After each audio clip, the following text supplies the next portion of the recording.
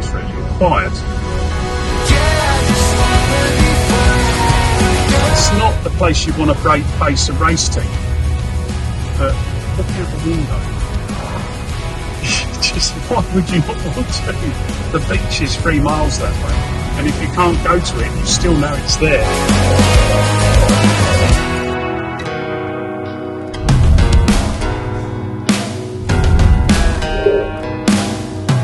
So we're getting ready to put 2 cars in the truck and leave to go to Barcelona for the first ELMS race of 2023. This year we've got a 2-car program in Europe. We're running a single car entry in America in the IMSA series. Already competed in 4 races in Asia. So at the moment we've done Daytona, 4 races in Asia, Sebring, a test in Sebring, 2 days of testing in Dubai, 2 days of testing in Portimao, 2 days of testing in Estoril, our aero test in the UK and a rig test. Oh yeah, we're doing Le Mans as well.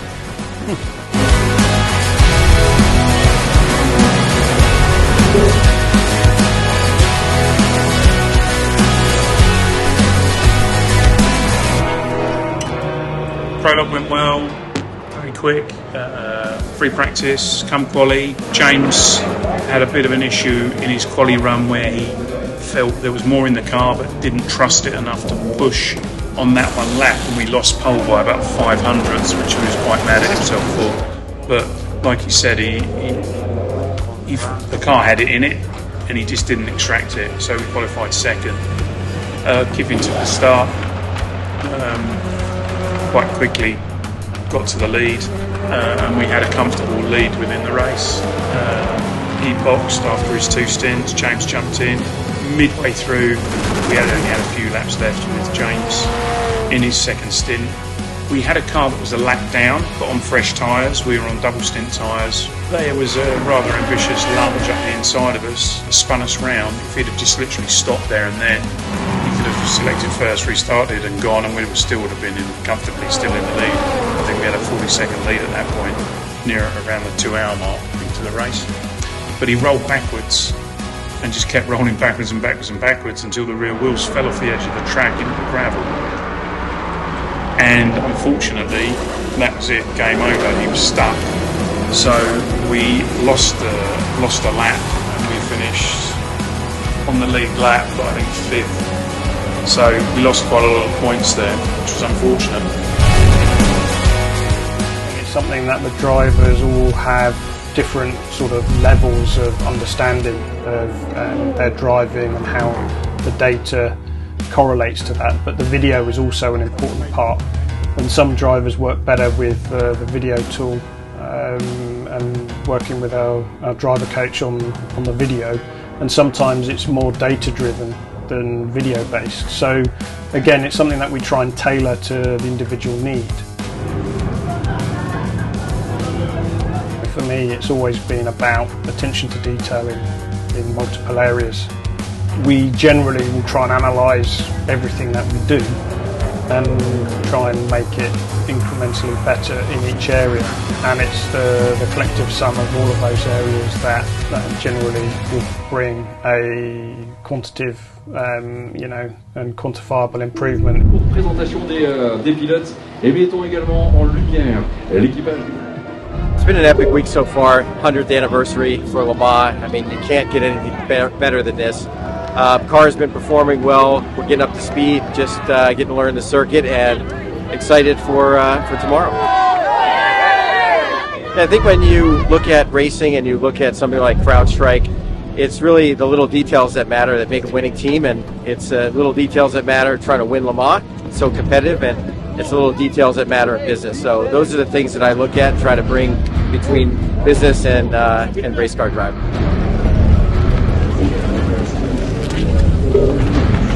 This year was my 18th Le Mans, and I think it's a race that you get better at the more that you do. But it's also a very fickle race. It's a hard one to prepare for, because so many times we've gone into the race with really good car preparation, really good driver preparation, and then something's happened mechanically in the past with previous teams, or the drivers had contact, which has taken us out. I think it's trying to get a good overview of the flow of the race and what's actually important. You know, some years it really is a pure sprint race from start to finish, no hold barred, but you've got to adapt according to the conditions and the situation.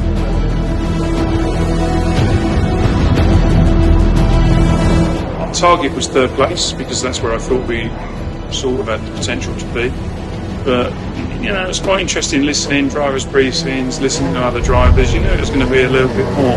There was some luck to be had by being smart, and I think, you know, after the race, Colin and I chatted, and it was hilarious because it was more of a case of managing the drivers, telling them to slow down than to drive fast.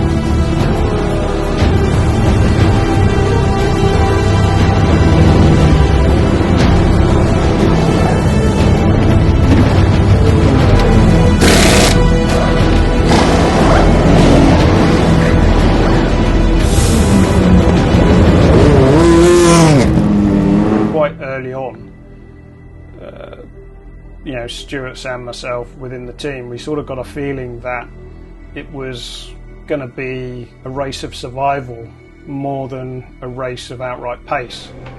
Colin's averages made him look like a bronze driver. He was driving around so slow, but like I said to him, there's no need to push the car because by just finishing we win. Boring race for them, but you know, at the end of the day we're still on the top step. So the mindset changed very early on in the race, and you know, we came in with a 3-lap lead at the end or something of that ilk in Pro-Am and won the race, which again exceeded expectations, especially with the first time there for George. And that will be very proudly displayed in Algarve Pro Racing's truck office or wherever.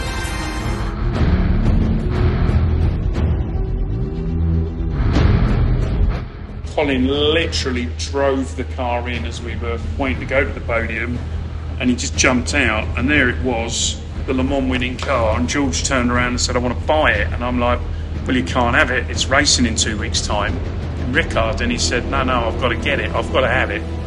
I said, well, all right, I'll use it next week, and by the time we get a new one, you can have it then. He said, no, I want it as it is, not touched, no, with the dirt on the wheels and everything.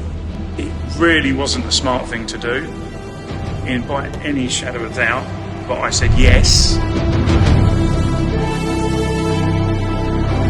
Literally the week after Le Mans, we flew on Tuesday to Watkins Glen, where we had our truck, the American truck.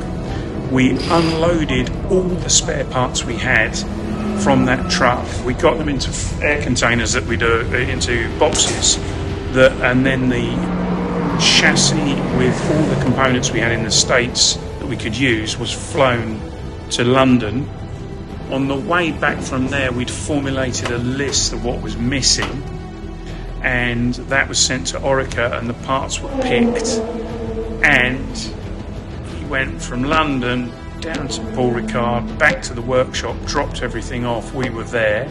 We unloaded the van and trailer and started building a car. We had 4 days before it left. We built the car. It was absolutely brutal. We were already tired because we'd just come back from the race we won in Nipsa. You know, jet lag and everything else. And we're all in the workshop putting this car together, and it's no, you know, to do it properly it takes a while to build. And then the car officer had to go in the truck, so it was about 95% finished. went in the truck and went to Ricard to be there for the test setup. So we arrived there, we started building it, finishing off. But it was absolutely brutal on everybody. You know, Mark ended up doing an all-nighter on, I think it was Saturday night in the Algarve, and then Sunday it was in the truck and he left, and then we flew up there. Just built this car from parts and it went his first time out. What are your thoughts on that? It's what we are here to do, and it's the level of prep and professionalism we want to work at. Yeah, Sam Cox there, barely able to contain herself at this stage. But all of this seems to be playing as well into the hands of Neil Jarney. He's closing in quickly. Two abreast for the race lead. James Allen to the inside and will get it into the final corner. And Louis Delatraz now trying to bury the throttle to get up alongside the Australian. Where's Jarney? He's a bit further back. The United Autosports car is not on the lead lap. That's a Pro-Am car. Absolutely door handle to door handle as they head into the first corner at Verrerie. And James Allen will have the advantage, although Delatraz will take some shaking off. And he has the inside line, but no longer as Jarney jinks to the inside of the United Autosports car a lap down. James Allen in the number 25 car for Algarve Pro Racing, sharing with Alex Lynn and Kiffin Simpson. They win in the 4 hours of Le Castellet. Really good for our championship, because everyone who's ahead of us is scored badly. So we pulled 7, worst case 7 in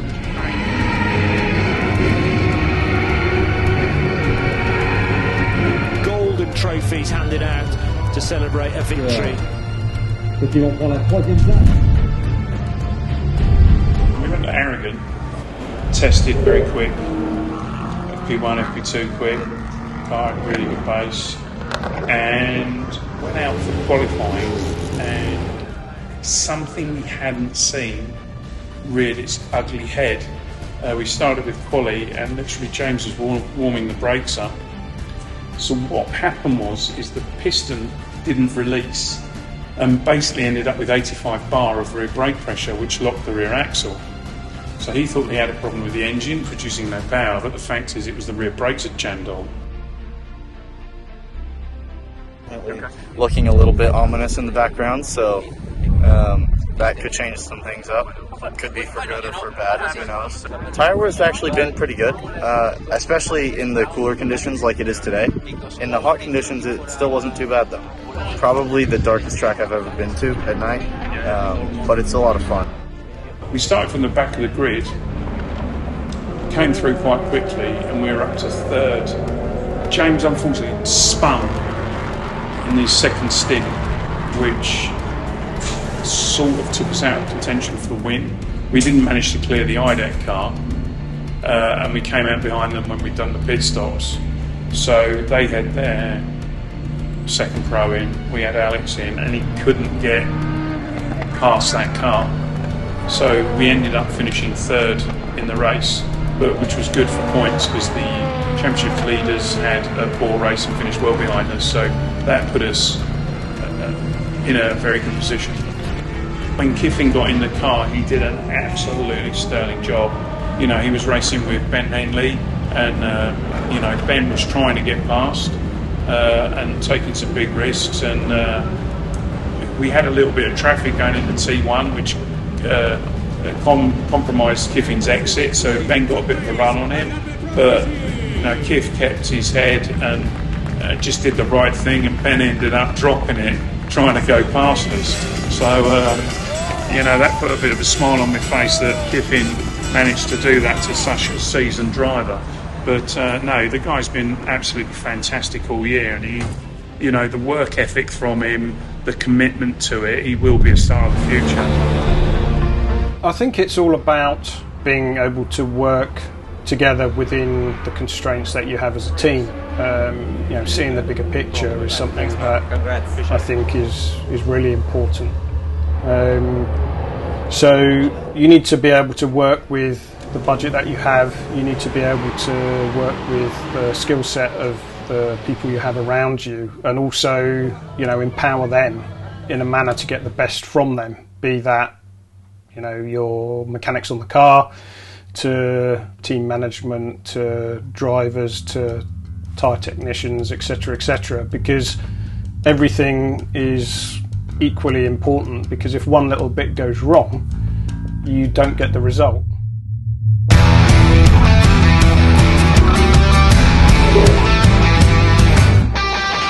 Just textbook race.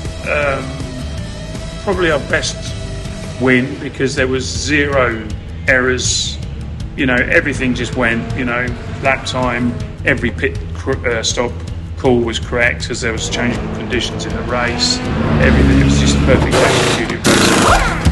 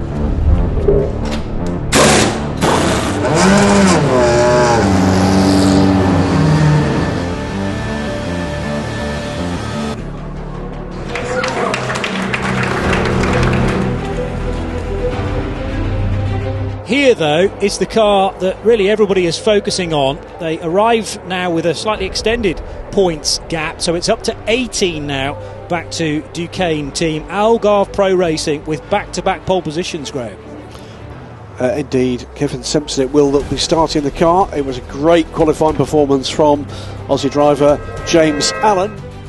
Very well behaved, waiting for those red lights to go out, which they do now.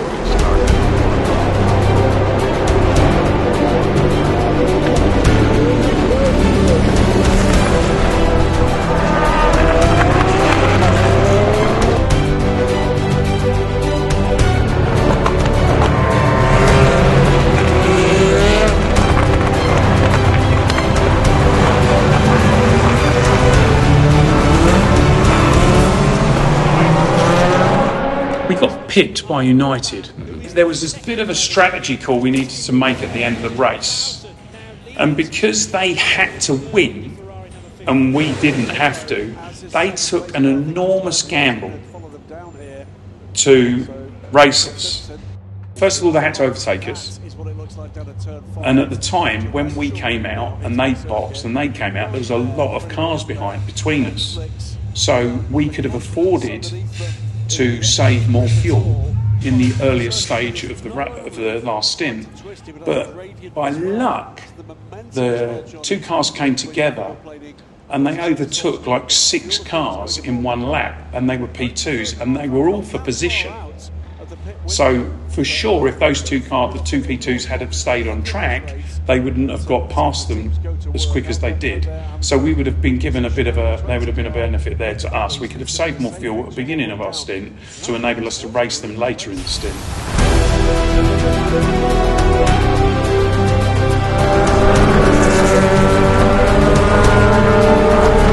Now, we thought they'd make it to the end, but their fuel burn was such that we realised once they got past, they started to save fuel. We were on saving fuel, so there was just a gap, which we were managing. But what we didn't realise was they were actually very low on fuel, and they needed a safety car or a full course yellow. Now, what there was a bit of a shunt, and they were gifted a full course yellow, which enabled them to do what they needed. Because we went there to win, but we didn't have to win. We just had to finish 2nd and 6th or 7th. And they had to win both races and get pole, but they didn't get pole. We got the point for that. It looks like I could see a groove there into the hole above the wheel arch. and conversations being had. Well, James is surely going to be taken out and has been. So that's Alex Lynn being strapped in. And they are wet weather tyres. Good shout, Graham. So that's precisely why there was a drop-off in the speed. I did wonder what the weather was doing when the car came in for its stop, but we were under safety car, and it was when the pit lane had opened after those 3 laps had been done. And the key here is that he was trying to get the car to the point where it's in the fuel window. Yeah, because if it stays green from this point, that's 2 LMP2 stints.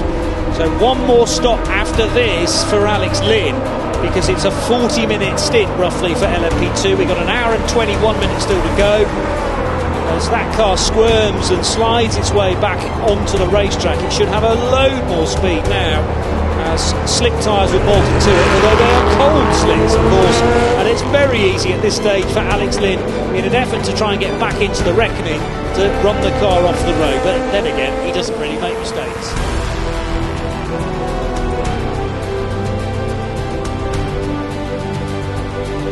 Sam Cox, I'm not saying anything till after this race. It's been a hugely emotional last couple of weeks for Sam and Stu Cox. Will it be a race win? Will it be a championship? Could it be both? Well, they do need these 7 points. Here comes Ollie Jarvis late on the brakes. Now Lynn's not going to take this lying down. He's off the road. They're both off the road coming out of turn 5. And the better run from Alex Lynn, but he was outside the track limits as he did it. Jarvis across the nose of Alex Lynn again to take the race lead. And as long as he can get the car stopped into turn 8, which United Autosports thinks he can, that is the place change. And United Autosports now lead All we had to do the next day was pretty much finish to win the championship. We'd already won the overall championship by a considerable margin. The Pro one, because there was less cars, if you had a really bad result, you still scored quite a lot of points. So we still needed to do a relatively good job the next day.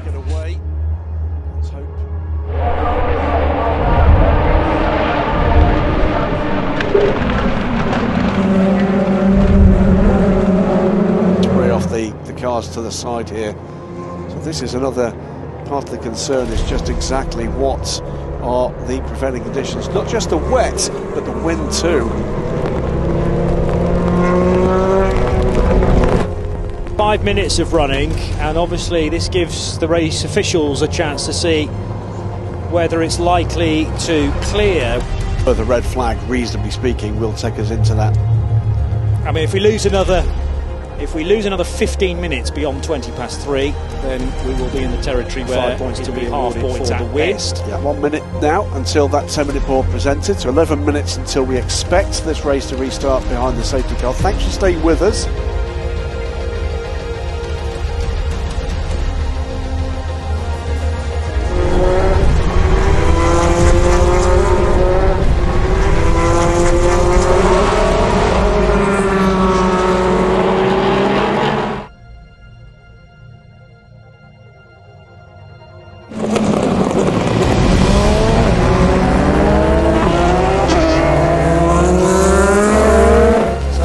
Very slow car on the approach to turn 9 as well. Let's try and work out who that was. DKR Engineering's Tom Van Rompuy, yes, has not come through at the end of sector 2. So 5th position for that car in LMP2. The Pro-Am LMP2 cars particularly are very, very slow because they just can't lay their power down. Not enough downforce and way too much power and torque from the rear wheels. So Rompuy has got it back underway. Here is the battle between Rennie Binder and Kiffin Simpson. Binder goes to the outside. Is he going to be able to take that place into turn 1? He's chosen the high line and it's made it this time. With Arnold Robin. Kiffin Simpson there, tucked into 4th.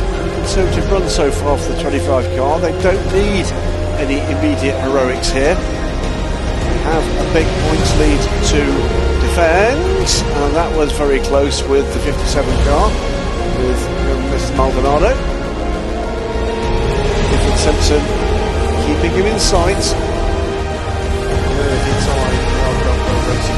Spins, and Hawksworth did incredibly well to hang on to it in the number 20 car. Yeah, that would be an interesting one to see the way that race control go on that one. GMP Motorsports 44 car. Where are they? Coming back around for what will surely be the final lap on the way to what they hope will be a championship win for the number 25 squad. Palace Racing pushing hard. Been one of the form teams in LMP2 in European Le Mans Series for a couple of seasons now. We've got a trio that have been in a good vein of form. Next target is going to be Sebastian Montoya, and he's only at 1.3 seconds up the road. Back to nose-to-tail action. Joop van Uite up the inside. Takes the position from Alex. A very special weekend, the grand finale of 2023 season, and now how close do you want it between Neil John? There's contact with Joop van Uite, and Jarny tries to get out of it and down through the box. Well, and there's another car off, that's the 28 car off in the gravel. Paul-Luc Chatin, now how on earth did he end up there? He starts between Alex Lynn and Joop van Uite, and it's the Dutchman who will go maybe, or he can't go through the GT cars because that's Michael Fassbender with all the front damage, so there was no way through. Even though Joop got the better start, surely Alex Lynn is there's contact between the two of them. That is horrendous luck, but potentially for the 25, and the 25 gets away with it, and Joop van Uite spins in the 65 and will stay in third. So close between these two cars, but second position will go the way of Alex Lynn ahead of Joop van Uite, and by 0.133 of a second. Celebrations at United begin, but that's the bigger celebration at Algarve. The tragic death last week of father of Sam Cox, John Cox. They've been waiting to say goodbye to John, but they knew that he would want them to have this moment, and they'll be able to celebrate his life with this victory. You know, we were fighting for the win, but we didn't want to risk anything. They had to win, and all we had to do was finish sixth, and we finished second.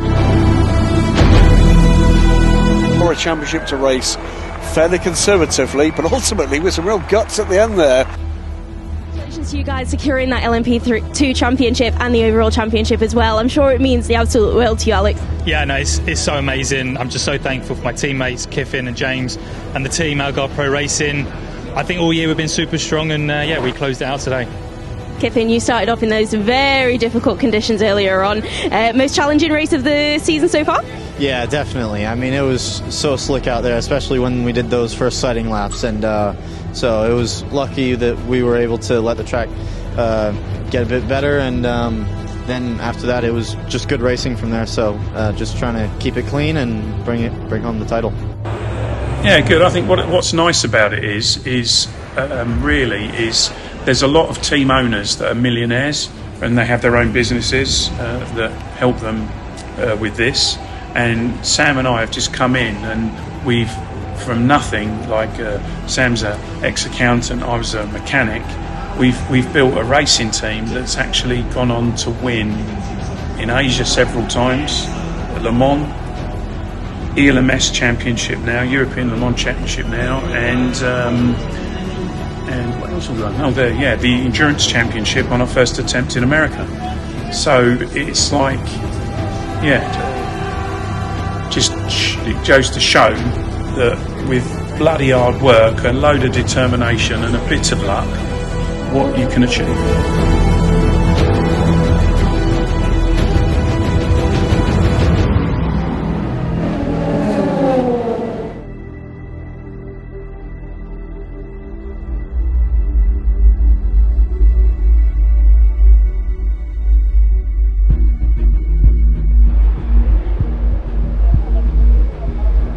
Fred Pordad, he tested with us previously a year or two ago and did a really good job as a bronze driver first time in P2, showed a lot of promise. And with Tristan and Jack Hawksworth, you knew what you were getting, both professional drivers, manufacturer back drivers, so we knew what we had there. Fred is starting, and it should be Jack and me after that. Fred might get back in, we'll see how we split it up, but he's had a great quali, his fastest lap time of the race weekend by far, so he's been working on everything the team has been pushing him to do, and it's his first race weekend in an LMP2 car, and in a car that has done for, so he comes from GTs, so we're very pleased with what he's done, and he can be proud.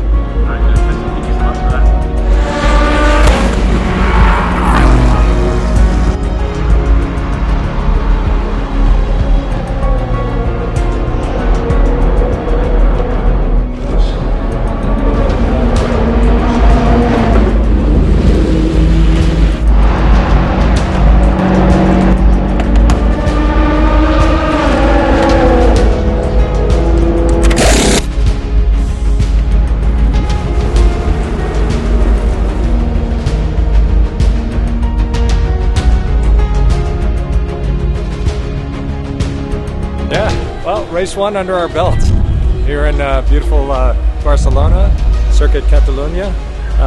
It was a real good experience, I'd say, overall. We started P8, we finished P8, I think.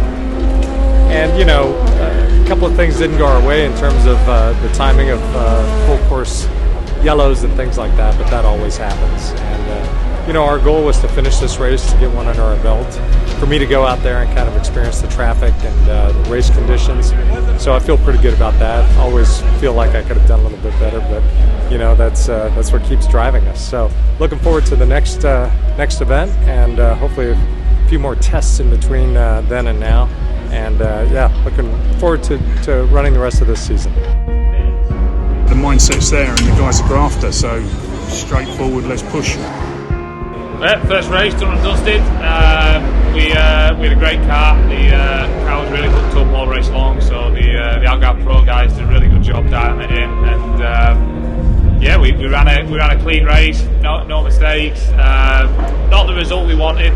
We had a couple of things at the end which didn't quite go our way, but overall, really good, solid first weekend together. Some stuff to work on, but yeah, good start.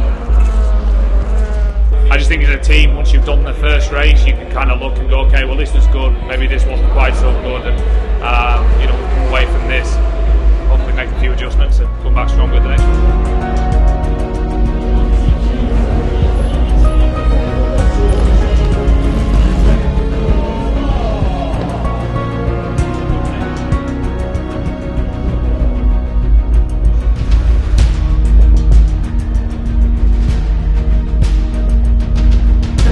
Start in the main grid, but they're all over the place here at the start of the race. We are racing for the European Le Mans Series at Le Castellet.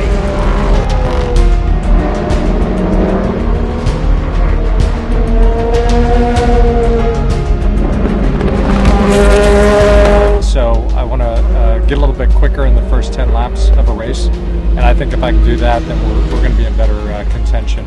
So I'm going to focus on that at our test. People that have never driven one of these, there's a lot of lateral G-force, and so your legs will literally tire out and start to kind of sway, and so you need to be as rigid as possible.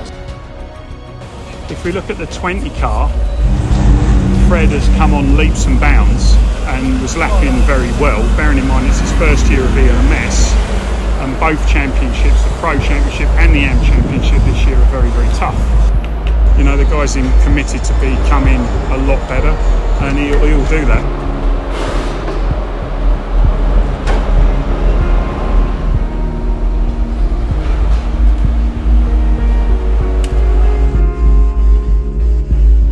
For the first time ever, the European Le Mans Series is about to get rolling for round 3 of the 2023 season here at Aragon. What's the start going to be like for Phil Hansen on the right of your shot?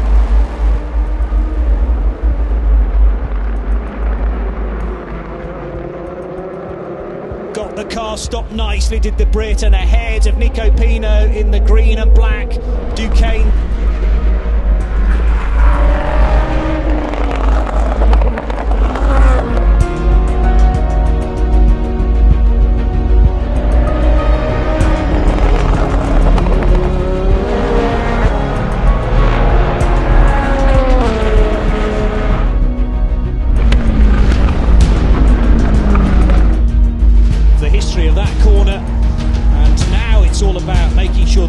Over the grid hatchings, which everyone is just about able to do, coming out of that final corner at turn 19.